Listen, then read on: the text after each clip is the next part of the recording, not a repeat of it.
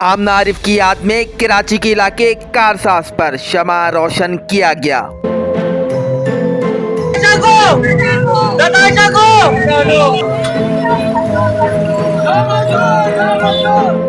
की तरफ से 2 करोड़ अदा करने को तैयार है, लेकिन ये जो मुल्क है ये कानून से चलना चाहिए। इसका एक आईन है। आप जुल्म ज्यादती का, आपके पास पैसा आ गया तो आपने लोगों को मारना है, और आप कहते हैं मैं कराची बार का मेंबर हूं और सिंध बार का मेंबर हूं, वकील हूं। मैं कोशिश करूंगा कि बार की तरफ से भी करारदादें आए और वहां भी हमारे साथ लोग खड़े हों और हम इस केस को मंतक के अंजाम तक पहुंचाए। किसी सूरत ये नहीं होना चाहिए। ये तो फिर गरीबों के लिए इस मुल्क में रहना मुश्किल हो जाएगा। आप तो पैसे देकर जान छोड़ाएंगे, फिर गरीब किधर जाएगा?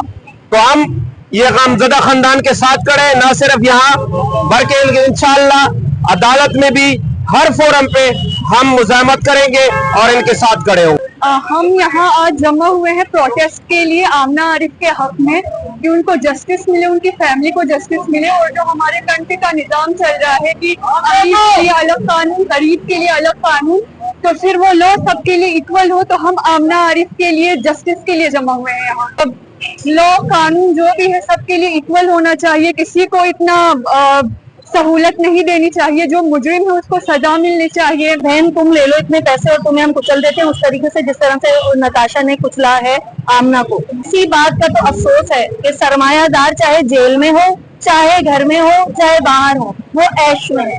पिस्ता गरीब है, चाहे वो सड़क पर हो, चाहे वो मुलाजमत पेशा हो, चाहे वो किसी और जगह पर हो। और फिर मैं पूछूंगी क्या उसकी जान की भी वही कीमत है जो वो कीमत वो लगा रही है? क्या किसी जान की कीमत हो सकती है?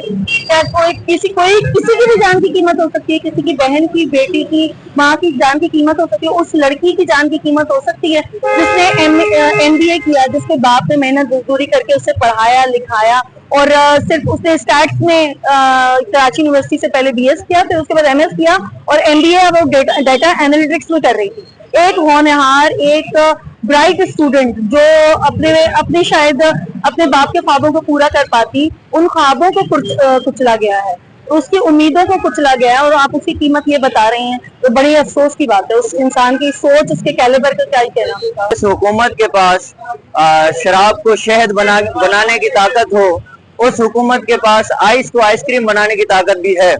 जहां पर पैसा है वहां पर हुकूमत पता नहीं क्यों जस्टिस डिले कर रही है।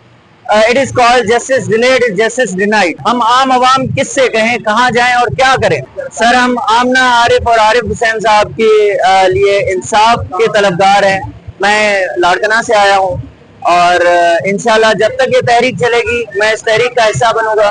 सर, ये कोई नई बात नहीं है। ताकतवर लोग ताकत का मुजाहरा करते हैं, लेकिन वो आपने सुना नहीं कि हर कानून से ज्यादा खुदा का कानून मजबूत और मुस्तहकम है। तो जितनी भी धमकियां आए, 2 लोग तो उन्होंने मार दिए, अब हम में से कोई उठाए, हम में से कोई मारे, कोई मसला नहीं है, बट इंसाफ होना चाहिए। आपने माई जिंदो के बारे में सुना होगा, जिसने वक्त की सबसे ज्यादा ताकतवर तरीन इदारे से टकराया और इंसाफ ले लिया।